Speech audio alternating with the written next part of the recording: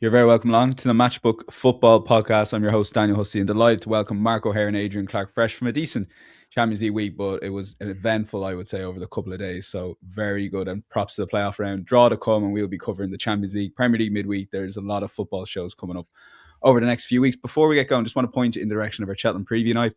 For those that get involved every year for Cheltenham, we have Cheltenham content throughout both our Cheltenham Trail series, which has been available since November, with Matt Toombs and Don McLean, but we also have our Cheltenham preview night with 8 guests, no less, in under 2 hours as well. So well done to Tom Stanley and the team.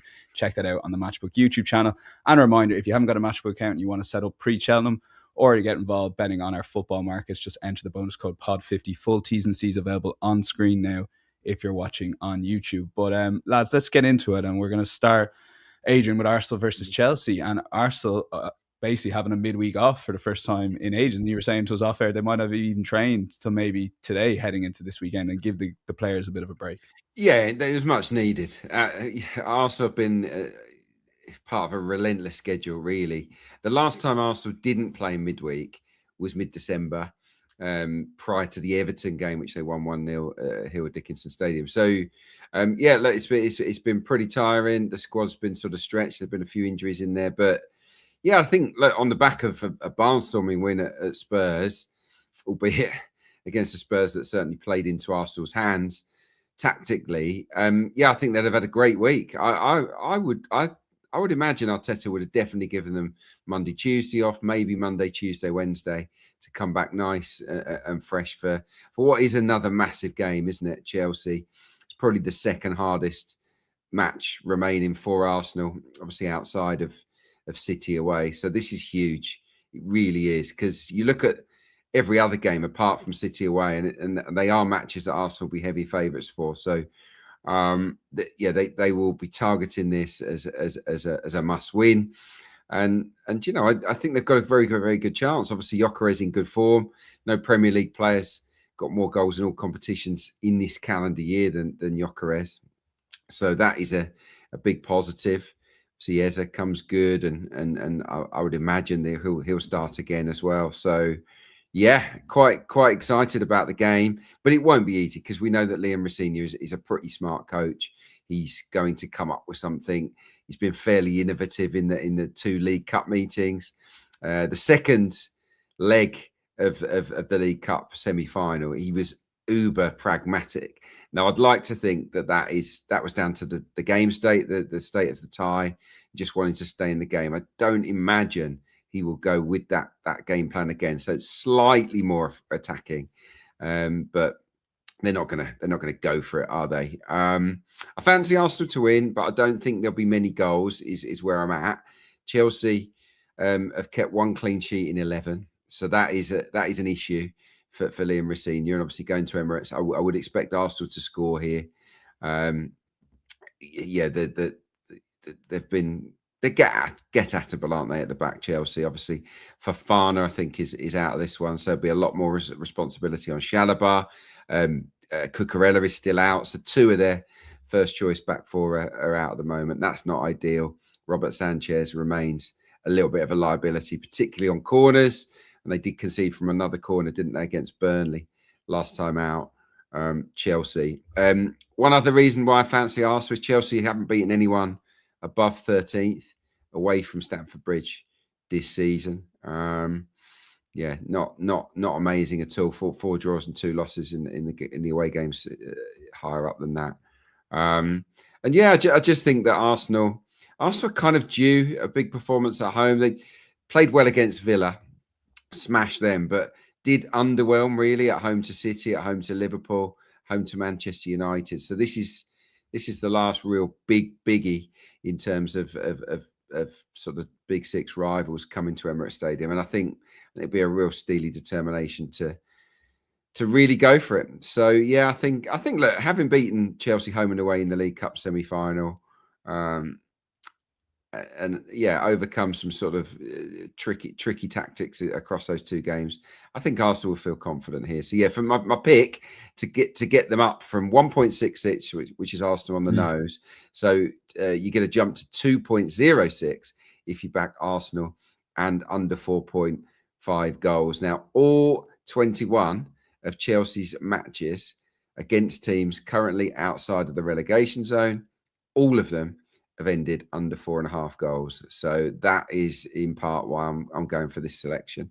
I don't think it'll be a madcap match at all, but I do think Arsenal should win it. Yeah, Arsenal and unders 206. Okay. And Mark, if you want to stay away from the match result, then Adrian touched on a couple of things in terms of maybe Liam or Senior's approach and what will Arteta do. A lot of tactical innovations against Spurs, if you want to deep dive into that. So there's a lot of this, chess matches before the matches, during games. Cards are where you want to attack this game in particular. Yeah, I'm kind of happy to leave the major markets alone here. I think Adrian summarised it quite nicely. Arsenal would be my favoured selection if I had to. I just thought the price was fair enough, really, around about where I had it. They've got a great recent record against Chelsea, not just this season, but goes back a while now. I think it's 10 wins and 1 defeat in 15 meetings against Chelsea, which surprised me doing my research. I didn't realise Arsenal had been so dominant in this fixture for quite so long, actually. And yeah, they were very good value over those 2 legs in the League Cup semi-finals. But I just look at City and think perhaps, Chelsea, and think perhaps there's something in this potentially for them, more based on the fact that this match is taking place on Sunday and Man City have a difficult game themselves on Saturday evening. But if City were to win at Leeds on Saturday, the pressure is definitely on. And it doesn't take a huge amount to get that Emirates crowd a little bit nervy, shall we say. And whether that pressure can sort of feed into the players or not, there's just enough sort of question marks around it. I was quite happy to leave the main results alone. Obviously, Rosini was very unhappy last week, said his team set fire to 4 points now in recent home games against Burnley and Leeds. They've now dropped 17 points from winning positions at Stamford Bridge. So there's been a real inability to see games out and probably frequently kind of putting or not putting high quality chances away. Ill discipline again has been a problem as well. So maybe Chelsea need a game away from Stamford Bridge in a big game environment. I think these matches often sort of focus their minds a bit better than perhaps playing the lesser lights when they're expected to walk over teams. And if you look at the underlying metrics, they actually lead the league for expected goals when removing penalties. Arsenal and City have created 85 big chances in the Premier League. Chelsea just behind on 83. So they do carry a threat. They have taken a point away from Man City at the Etihad, held Arsenal in the reverse as well. So they are capable. So yeah, at the lines and prices, I was happy to leave it alone. Focus on my favourite market, which is cards. Over 4.5 and both teams to be booked comes in at 1.9. That's a bet for me. 6 of the last 9 between these two teams have featured 5 cards or more. The totals in that period, 3, 8, 9, 6, 6, 4, 6, 2, 7. The first leg, of course, of that League Cup tie was explosive. 5 of the last 7 in the Premier League have seen 5 or more. Both sides have been booked at least twice in 6 of the last 7. Obviously, if Arsenal involved in a title challenge, Chelsea looking to secure a top 5 finish as well. And we have a positive refereeing appointment in Darren England for 25 cards per game this season. And considering the circumstances, it shouldn't require a huge amount to get him up to 5. He's given 4 or more in 12 of 16.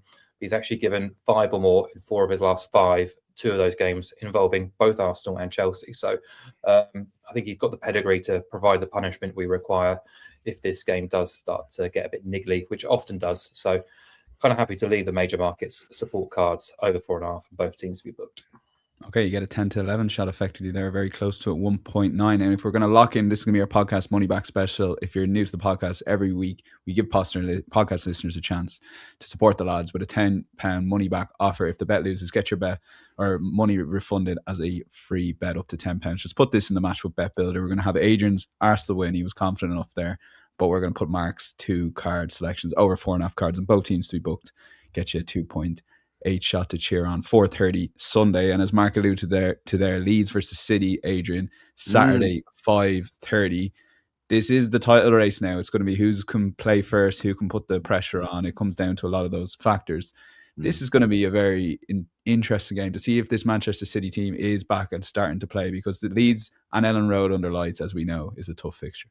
Yeah, definitely. It's not a gimme. Yeah, they'll give Leeds due respect here because, Ellen Road under the lights, especially at the moment under Daniel Farker, it's a tough fixture. There's no doubt about it. This is going to be an explosive match. I've got no doubt about that. It's going to be a fast-paced game. Both sets of players are going to have to work incredibly hard. I would say that the 3 fittest teams in the league, and the stats do bear this out, in terms of who runs the furthest are Leeds, Manchester City, and Arsenal. And yeah, look, meetings between those three clubs have generated crazy numbers in terms of how far other players have had to run, how hard they've run in the game. So this is going to be a high octane game, no doubt about it. And look, they'll take a lot of heart, Leeds United, from the comeback that they had at the Etihad. Obviously, they lost the game in the end 3-2, but he changed to 3 at the back at half time, if you remember, and it was the catalyst for a run that's really almost put Leeds safe. So. Yeah, it's been wonderful for them since they last met. They'll go with that again here for sure. 3 at the back, Leeds United, and look, they've been scoring goals, haven't they? They've been scoring goals and causing a threat to everyone. Obviously, the win at Villa was amazing. Or the draw rather. So they're in good form coming into the game. I like both teams to score here, big time. 6 of Leeds' last 8 games have seen that land. But hand on heart, I would still have to put City as much the more likely to win. I think against the very best teams, Leeds have just about come up short. Obviously, they conceded. Maybe I'm a little bit clouded here because I remember so clearly the Arsenal games. Arsenal obviously went there and scored 4 without reply, won 5-0 at Emirates. City scored 3 against them in the reverse. See, Villa went to Ellen Road and won. Just think, man for man, City are obviously on a different planet, and I feel that ultimately their forwards will carry more threat to Leeds United's defence than the other way around. So yeah, while I wouldn't expect City to keep a clean sheet, they've conceded in 7 of their last 9 away games. I do think that they can outscore Leeds here in a really, really good game. Donnarumma is such a game-changing signing for City. I think he's been a really big player for them in recent weeks because they always give you chances, City, but he's made enough saves to allow City to go on and win most of the matches that they've played in. They lead the league for goals scored, don't they? City with 56. They've scored at least twice in each of their last 5 matches, and if they score twice here, I think they win the game. So yeah, for me, quite a nice price actually.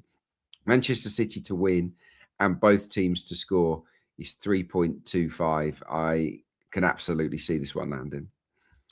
Okay, over to you, Mark, on this. You've got 2 slightly different angles. So, and it's rare you come and we do marquee games each and every week, 4 games, so you're going for 2 selections. So talk us through your thought process here.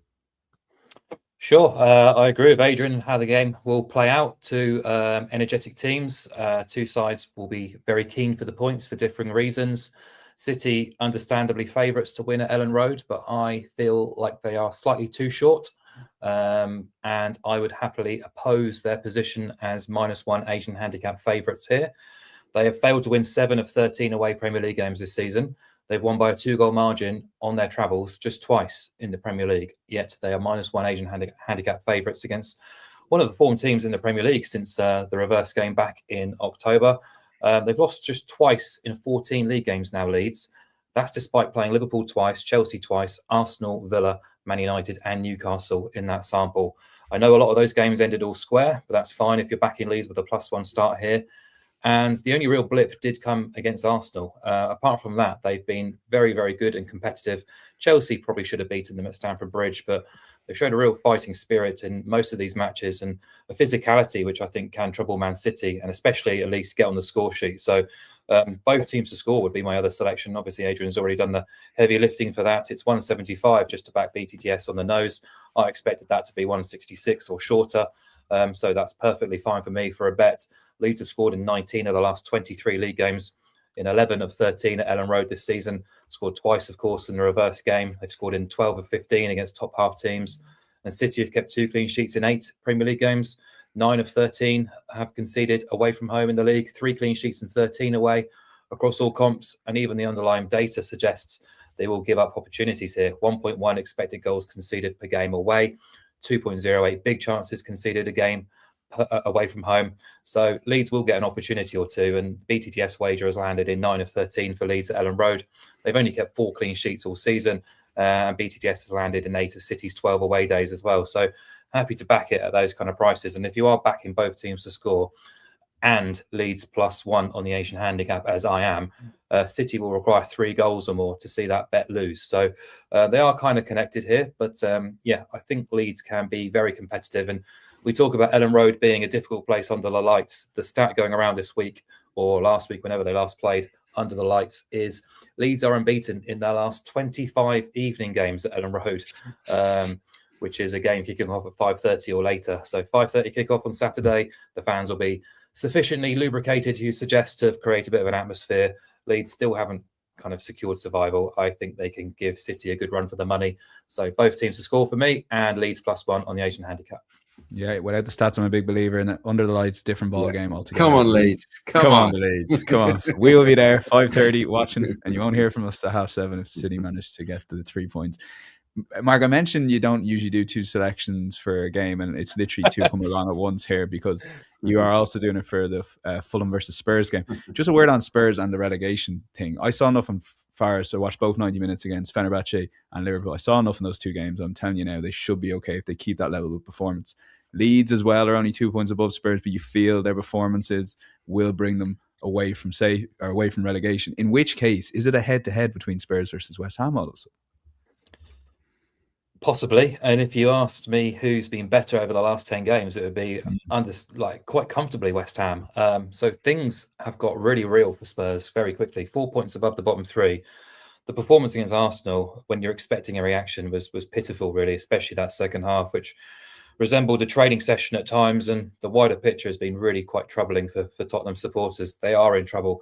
Since the start of November, Spurs are third bottom for points earned, 2 wins in 18 league games, 10 defeats, 34 goals conceded.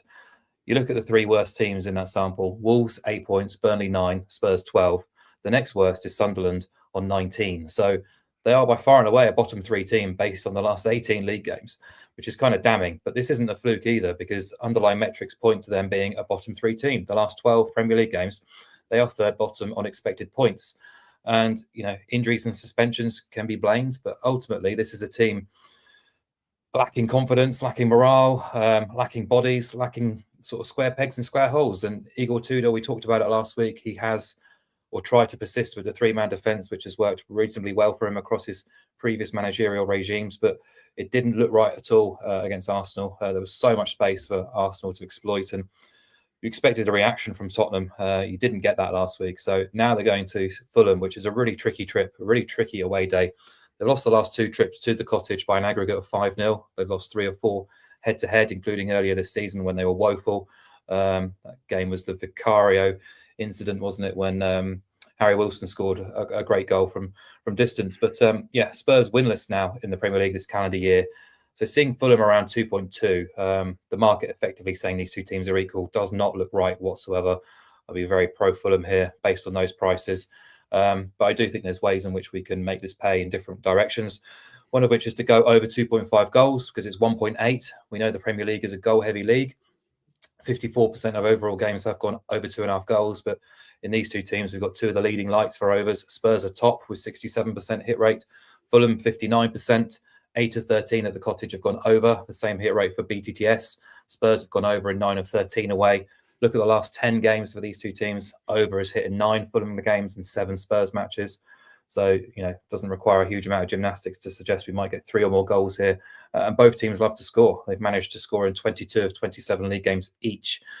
So I like BTTS, I like overs, and I also like Fulham. So I'm going to back over 2.5 goals at 1.8, and I'm going to hit Fulham to win and BTTS at 4.1, which was very close to being my long shot. Probably falls just below long shot price-wise. But yeah, 7 wins from 11 Fulham games when hosting teams outside of Arsenal and Man City. 5 wins in 6 at home to bottom half teams. Really, really solid in front of their own supporters in matches where they're expected to be competitive. And then look at Tottenham, and I know across the campaign we would suggest that Spurs have been better on their travels. But more recently, they've managed 1 win in 8 on the road. That came pretty unconvincingly at Palace, who were absolutely knackered. They failed to win at Burnley, got completely beaten up at both Bournemouth and Nottingham Forest as well. 4 defeats in those 8 games as well.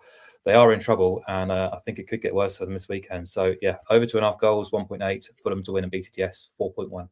Love it. A lot of bets being thrown at you. Insights.matchbook.com. Both those bets available on the Matchbook betting exchange. And we'll go to bet builder option for you, Adrian, shortly. But I've seen Mark's long shot, just FYI to listeners and viewers. Very much looking forward to hearing the case for it. I'll say no more on that. Adrian, hit us with goals angles here again, as Mark said. Goals.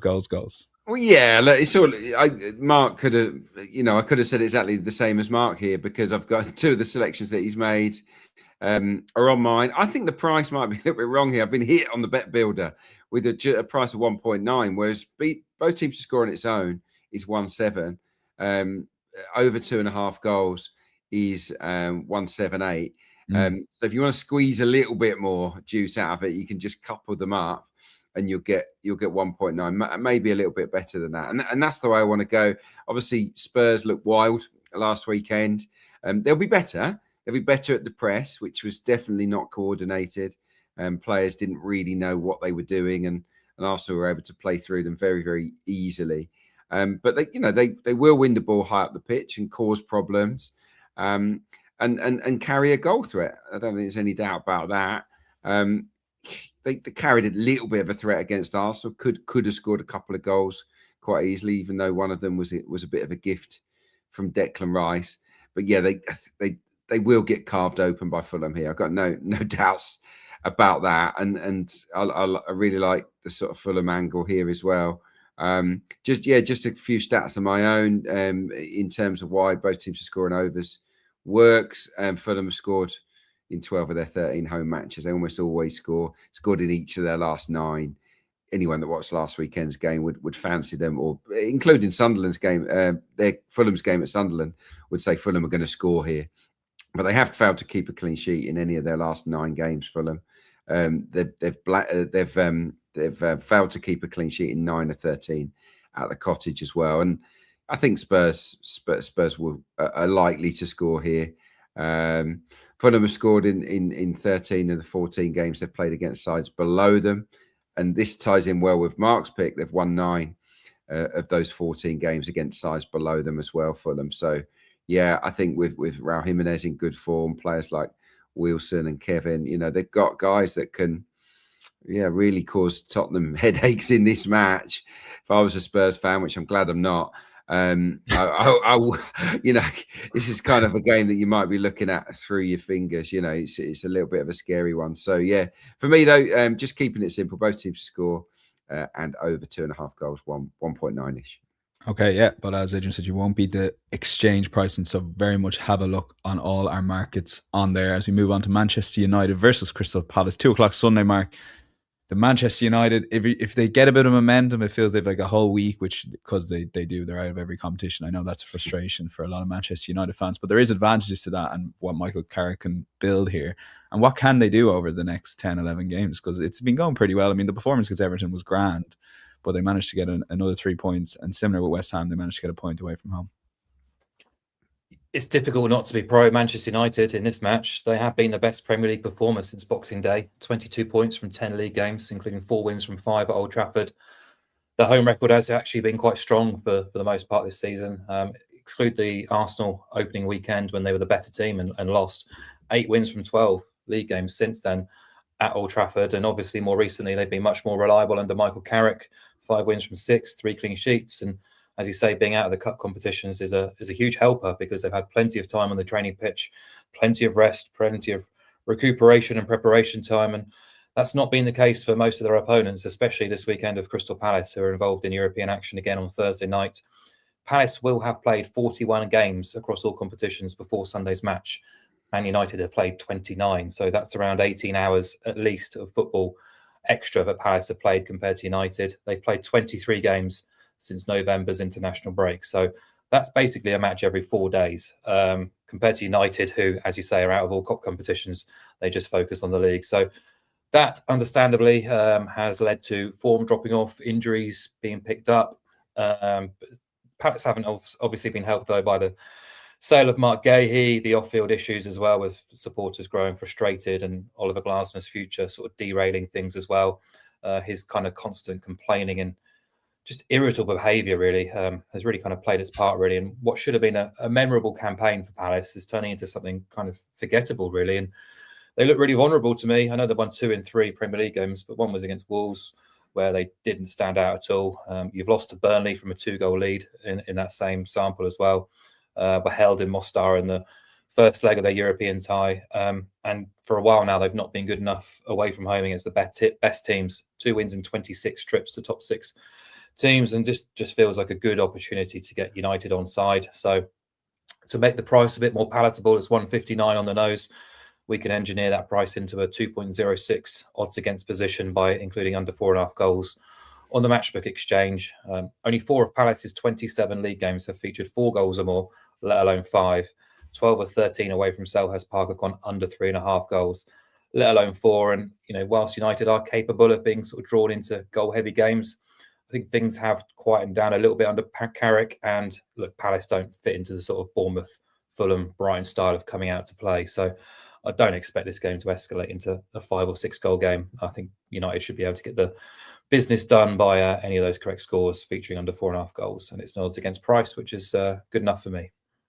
Yeah, Adrian, it's tough to make the case for Palace, and as Mark said, you've got that second leg of the Conference League, and the tie still up for grabs because they made a right mess of that second half. So there's a lot going on there before you even get into the pro Manchester United case. Yeah, completely. Yeah, I think that all their focus right now is on that, because they didn't perform very well in the first leg, and they've got work to do. So they have to put a really strong side out. It's a good opportunity still for the club to go on and maybe win a European trophy, but they've got to navigate this tricky fixture first, haven't they? And then worry about Manchester United. Look, they're not in a great place, obviously, with the Glasner situation. Morale's low. They're not scoring goals, are they? Scored 7 in their last 8 Premier League games. And you've got to remember, across those 8 Premier League games where they've scored less than a goal a game, 6 of those opponents have been bottom half sides. A lot of teams that are struggling. It's been quite a kind fixture list to them, and they've not really delivered. They blanked, didn't they, against Arsenal? They blanked against Chelsea. They did win at Villa, but they always beat Villa. That's just a weird sort of jinx they've got over them. But I can see them going to Old Trafford and blanking, if truth be told, against the United side that's really building some confidence. Under Carrick, they've had clean sheet wins against Everton the other day, against Spurs, against Manchester City as well. 5 wins and a draw. They're kind of flying at the moment, aren't they? Long unbeaten run. And I just look at Palace and think, do they believe they can go to these places at the moment and get results? That they're usually, when they're on it, Palace, they're a great side without the ball. Very well organised, hard to break down, but the personnel changes. You've had 2, is it Canvot and Riyad at the back, and I just think it's not the same. It's not the same Palace rearguard that we saw before, and that was the platform that allowed the guys at the top end of the pitch to go and hurt the opposition. So yeah, I just see this being kind of a routine, fairly dull home win for Manchester United. That's the only thing I can see. So I want to back United here, as Mark was saying. I'll back them to win 2-0. So Man U and both teams to score. No, it comes in just shy of 3.0. It's a 2.98 as we speak. I can see it happening. Okay, let's lock it in. And as I mentioned during the show, insights.matchbook.com if you want a recap of the guys' picks. Mark, your second selection goes into your long shot. So just give us the first one here. Rangers versus Celtic. And Celtic have had a terrible week between the Stuttgart, and they're going to have to go away to Stuttgart tonight and try not to get anybody injured for the big game on Sunday. But more importantly, they lost to Hibs at home. The loser of this Rangers versus Celtic game on Sunday, given where both teams are, is probably effectively out of the title race or very close to it if Hearts get that win. So, I mean, is it as big a derby as these two teams have had in years? It probably is. Probably, yeah. It most definitely is the best Scottish Premiership title race in my lifetime by a country mile, actually. We've had threats from Aberdeen and Hearts previously, but not to this extent. And we can't discount Motherwell from the equation either. So they've been unbelievable. Best defence in the league.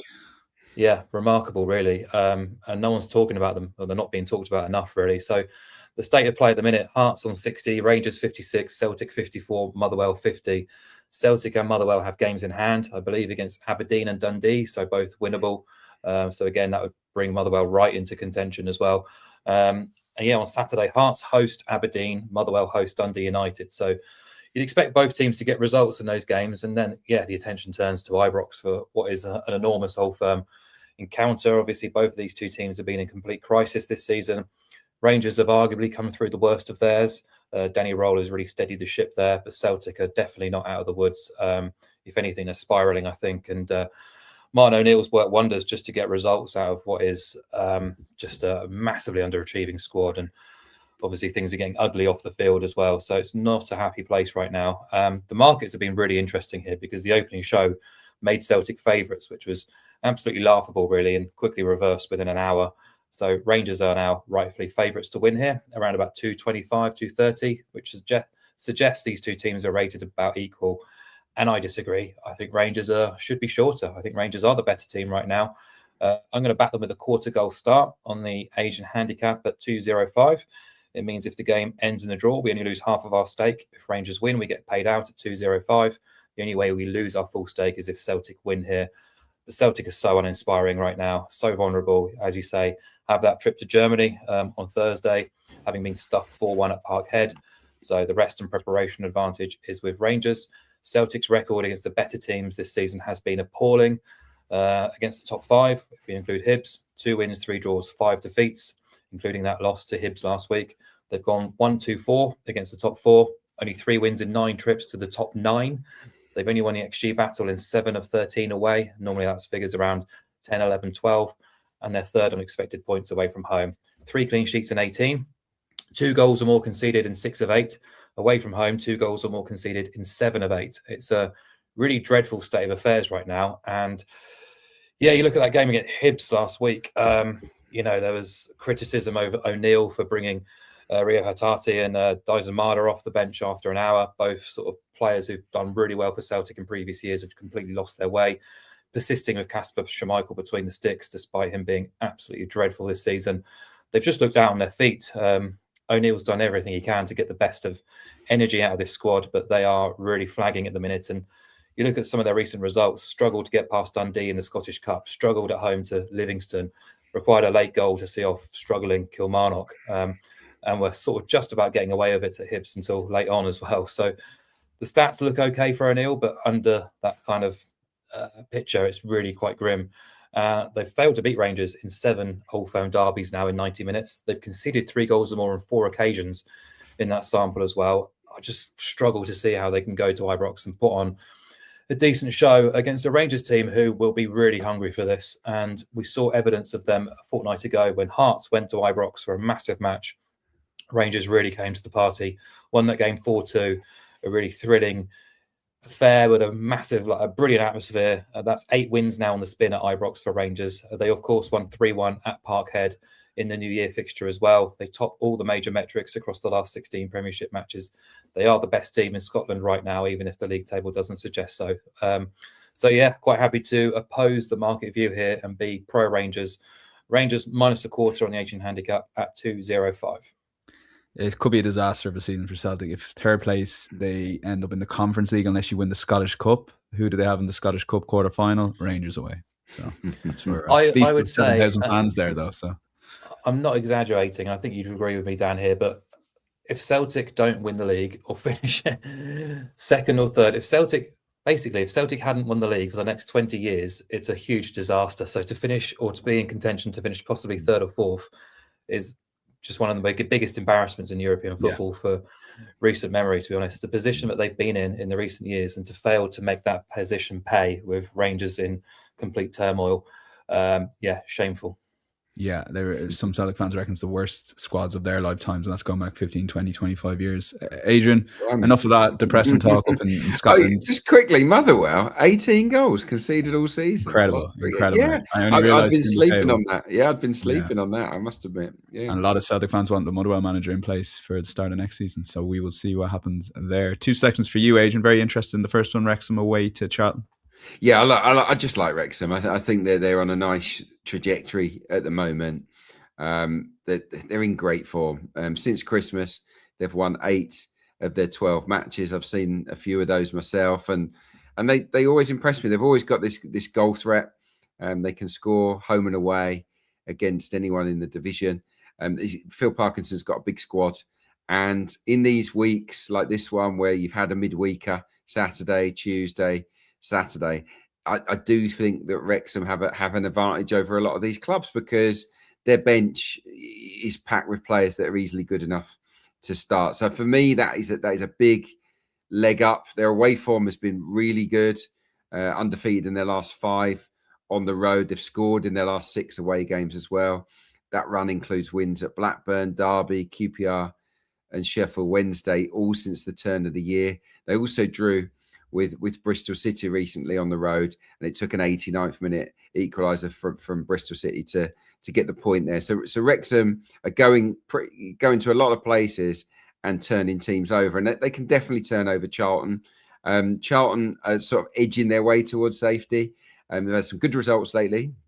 Performances have not been amazing, I have to say. I think against Southampton, they had about 3 shots and they got a point. I think in the last game as well, they were also very, very low in terms of their shot count. They've just been super efficient of late. And look, they could score against Wrexham.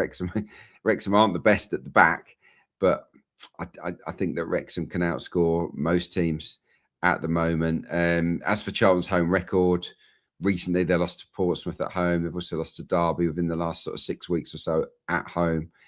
Failed to keep a clean sheet in 9 of their 16 home matches. So, they can keep clean sheets at home. But I don't think they will against Wrexham. I think Wrexham will win this game. There's a bit of beef as well between Nathan Jones and Phil Parkinson, which always makes things a bit more interesting. I just think Wrexham aren't a bad price here. 2.42. I know that they're away, but for me, there's a bit of a class difference between the two teams, and I would expect them to go to the Valley and win. Okay, 2.42. Wrexham away to Charlton. Second selection near the bottom. That. Yeah, go on, yeah. Nathan Jones involved in a bit of beef. Doesn't sound like him, does it? That's a rarity. I think he's upset. He upset him a year or two ago. What he called them, there was something he said, and it didn't go down. No. Yeah, doesn't sound like him at all. No, Nathan Jones, second to Scott Parker on Mark's list. I won't tell you the title of the list as we go to Leicester versus Norwich, near the bottom of the championship, and a big game for both sides. Obviously, particularly for Leicester, any sort of win right now should see them propel them above West Brom. Yeah. West Brom in dire straits. Obviously, they sacked their manager, didn't they? Eric Ramsey. He lasted 9 games. Unbelievable, really. But he didn't win any of them. Look, I've commentated in the last 2 Leicester games, and they were abysmal in the first half against Stoke, but they were miles better for the second half. Deserved to win that game and drew it. Then I worked on the game at Middlesbrough the other night, and they were outstanding. They really were. A team transformed really by Gary Rowett. Deserved the draw. In many ways, they could easily have won that match. So I think they've got the building blocks in place now, Leicester, to potentially survive. I mean, if they play like they did at Middlesbrough, there's no chance they're going down. They look like a proper team, worked for each other, great shape, also carried a goal threat because they've got great individuals. Divine Makassa, you got to watch out for this boy. He's absolutely superb. On loan from Man City in the number 10 role. They've got Fatawa on the right as well, who I really like.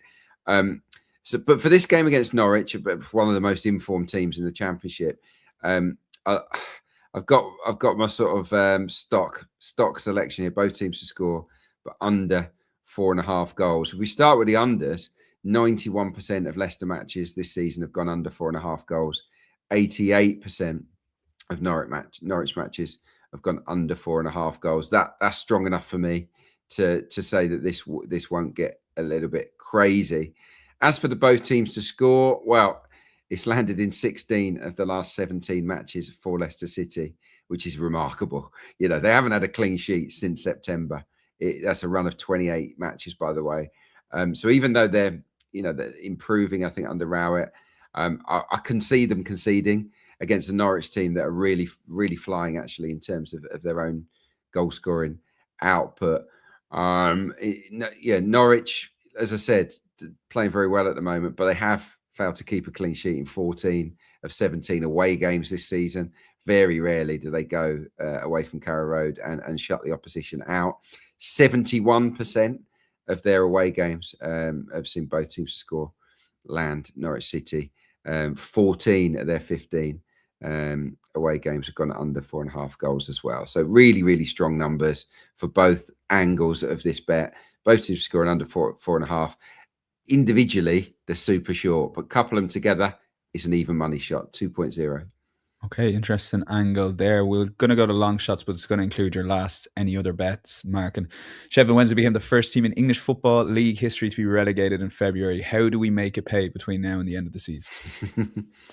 You just have to oppose them in some way or form, and the obvious way for me was to back their opposition this weekend, Southampton, to win to 0. Southampton and BTTS was 2.4. It's already into 2.3. I see on the Matchbook Exchange. I'd back it down to evens. I still think it's a big value play. There was a sort of sense of inevitability about Sheffield Wednesday's season all the way back to sort of the summer, really. A really sorry state. We all know the reasons behind it, but things got worse and worse with Barry Bannon departing in January. And then, it's just been a really tough week for them, even more so than expected, really, because, emotionally and physically, not just to be relegated, but to do so on Sunday in the derby against your bitter rivals, then having to go to Norwich on Wednesday night, inform Norwich and lose. Now back to Championship action on Saturday. So a very quick turnaround, a very tough, taxing week to welcome informed Southampton. That's tough. Then you find out that the takeover has collapsed. Another kick in the nuts for Sheffield Wednesday and their supporters. They're just easily opposed now. So 12 games on the spin now they've lost. 18 defeats in 21 across all competitions. 13 of those without scoring. They've only managed 9 goals in those 21 games. At Hillsborough, they've lost without scoring in 5 of the last 8. They've blanked in 6 of those. Across the campaign, 9 home goals in 20, losing 15. So, Saints at 2.3 to win to 0 appeals. They demolished QPR at St Mary's in midweek. Rangers injury ravaged and just nowhere near good enough to be competitive against Southampton. And since Tonda Eckhart took charge following Will Still's sacking at the start of November, Southampton are second in the Championship for points earned. 11 wins, 5 draws, 5 defeats, 41 goals scored in those 21 games. They are top or second in the 4, 6 and 8 game form tables. They've won 5 of 7 unbeaten games, 4 of those 5 wins to 0. And the underlying data is also really quite persuasive too. So that Wednesday are going to be knackered. Saints have the rest advantage, having played on Tuesday. This bet has won in 10 of Wednesday's 17 home league games. So anything odds against stands out considering the circumstances. The current Wednesday team probably wouldn't be good enough to survive in League One or would be battling for survival at that level. So, safe. Southampton on the cusp of the top 6, flying high, going well.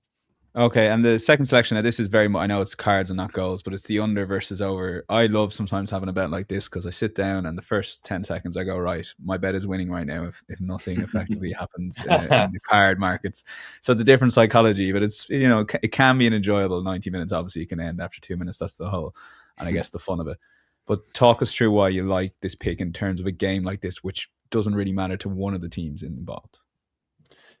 Yeah, it's just a theme now with Sheffield Wednesday games because the battle, the fight has really kind of gone out of them a little bit. Really, the fire in their bellies has dimmed, and matches just haven't been very competitive, and therefore you get lopsided fixtures, and the card count tends to decrease, and that's been the case for Sheffield Wednesday. So 5 of the last 11 games have seen 0 cards. 6 of the last 11 have featured 1 card maximum.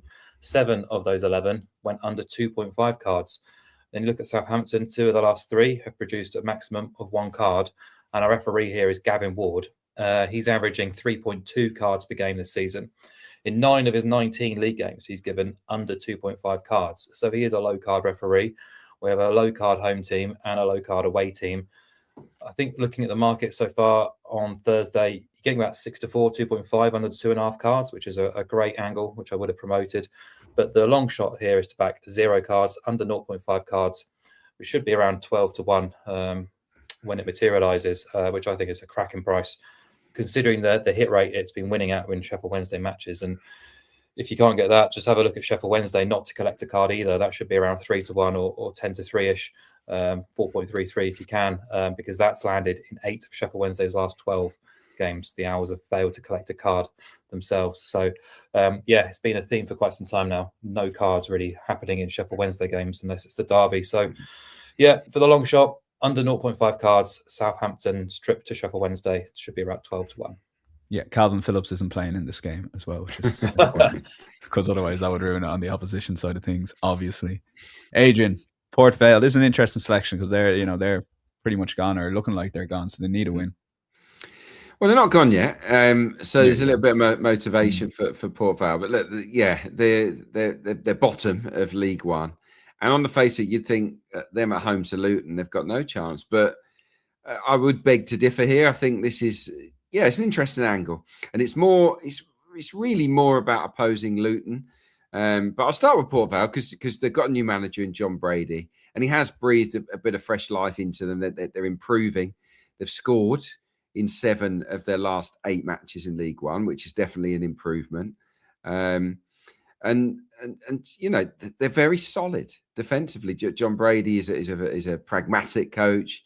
He will organise the teams very well, and they're doing okay despite being bottom of the league. Get this: 12 sides in League One have worse defensive records than Port Vale. So you can see where their issue has been. It's been in scoring goals. But as I said, they've started to nick 1s and 2s in recent weeks since he's taken charge. 4 of their 6 wins this season have been to nil Port Vale, and that is the angle I want to choose here. Port Vale to beat Luton without conceding a goal. It's a 5.6 shot.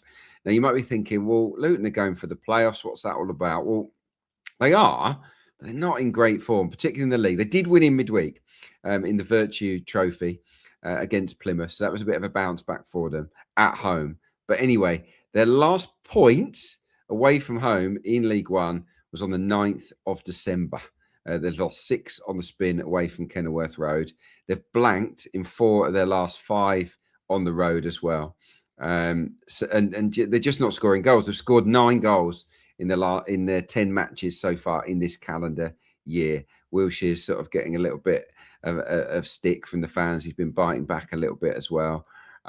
So look, I just think that they're easy to oppose away from home at the moment. Luton, Port Vale are definitely better in terms of their form than they have been at any other stage this season.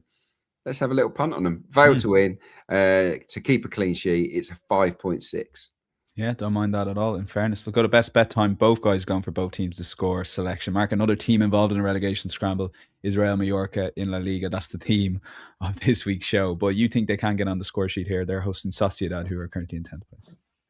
Yeah, I definitely think they can and will get on the score sheet. They're on the lookout for a new manager. Yagoba Arrasate was sacked last weekend. The 3rd successive defeat left them in the bottom 3, 1 point from safety. A real limp effort at Celta Vigo saw the end of his reign. But for the most part, they have been okay in forward areas, just because up front, Vedat Murici, big hulking physical specimen of a striker from Kosovo, has been leading the line superbly. He's the 2nd top goal scorer in La Liga, a serious handful for defenders. And with him in attack, Mallorca are always capable of causing opposition teams problems. The club have said they want a more expressive coach to be a bit more proactive and forward-thinking in attack, really, which is encouraging. I know Martin Demichelis has been linked with the role between now and the end of the season, but at the minute they're still managerless. But with that sort of blueprint from above, you'd suggest that they'll be on the front foot here against Real Sociedad side, who are providing plenty of entertainment in Spain, especially since Pellegrino Matarazzo took charge in the winter break. I would say they are the best team to watch in Spain, if not Europe right now. Their results since the winter break in La Liga: 1-1, 2-1, 2-1, 3-1, 1-1, 3-1, 1-4, 3-3. The 3-3 against Real Oviedo last weekend was an absolute classic. And the market just hasn't really caught up with the fact that Real Sociedad almost guarantee goals, and goals at both ends, because across the whole campaign, 84% of their La Liga matches have seen both sides score. So that's 21 from 25. And away from San Sebastian, 10 from 12 have hit for the BTTS column. And it just so happens now they go to Mallorca, the home side, who have scored in 11 of 12 home games, 9 of which have seen BTTS land. With the home team with a point to prove, a more attacking approach against the Real Sociedad, who don't need a second invitation to get involved in entertaining basketball style fixtures. I'm quite happy to support both teams to score here at 187 as the best bet of the card this weekend. Just on these two teams as well, I mentioned their hit rates in scoring and BTTS, but these are the worst 2 teams in the division for keeping clean sheets. They have played 50 La Liga games between them this season and managed just 4 clean sheets, 3 for Mallorca, 1 for La Real. So very difficult to not to support Coles in this match, I would say, at these prices. Okay, and final word to you, Adrian. This is an interesting stat. We've covered the bottom team in the Championship, bottom team in the League One, and you're now going to cover the bottom team in League Two. That has to be a first in Matchbook Football podcast history. Yeah, I don't know why. It wasn't deliberate. Yeah, I hadn't even noticed. Fleetwood entertain Newport County in League Two this weekend. And yeah, it leaps off the page because Fleetwood at home are the both teams to score Dons. It happens almost every time. It's happened in 15 of their 16 home games this season. 94% strike rate. Failed to score in the only other game. So they basically kept 0 clean sheets at home this season, and scored in all but one game themselves on home turf at Highbury, named after the Arsenal, of course. 72% of their matches overall have seen both teams to score land. They can't really defend. Fleetwood aren't going to go up. They're not going to go down, by the way. So there's a little bit of carefreeness, I would imagine, about them at the moment. They've conceded 2 in each of the last 4 home games as well. So that doesn't bode well ahead of the visit of Newport. You might think, well, Newport, are they going to score? Well, they have scored in 11 away games this season. They've actually been better on the road than they have been at home. And then their last away game, they went to Salford, who were chasing promotion, and won 3-1. They're showing a bit of fight under Christian Fuchs. They're a bit more attacking than they have been. And what I want to point out, even they've got the worst defence, by the way, in the league, 60 conceded. So they won't keep a clean sheet. I'm pretty confident of that, Newport.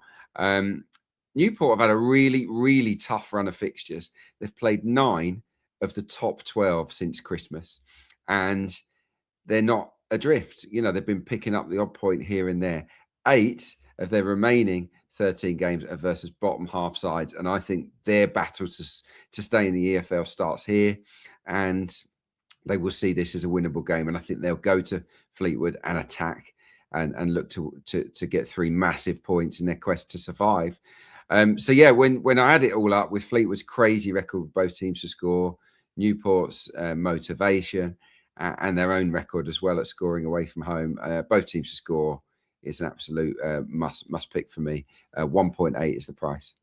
Let's lock it in. And again, a final reminder, insidestarmatchbook.com, full recap of the guys' picks. I know most of you guys head over there, but for anyone who doesn't, it's well worth taking advantage of that track throughout the weekend and a busy weekend if you want just a reminder of what the guys are picking ahead of games. And also another reminder that we have a lot of football podcasts coming up. We're going to cover the Premier League midweek next week, along with the next couple of weeks, which will be the round of 16 in the Champions League. So very much looking forward to that. In amidst all that, we have a lot of Cheltenham content. So the best way of supporting the podcast and our YouTube channel is just hit that like button and subscribe completely for free wherever you're watching or listening. Enjoy the weekend's football. If you're having a bet, make sure it enhances that enjoyment. Please do so responsibly. We'll be back on Monday to preview a midweek Premier League card as the football season heats up. Bye-bye.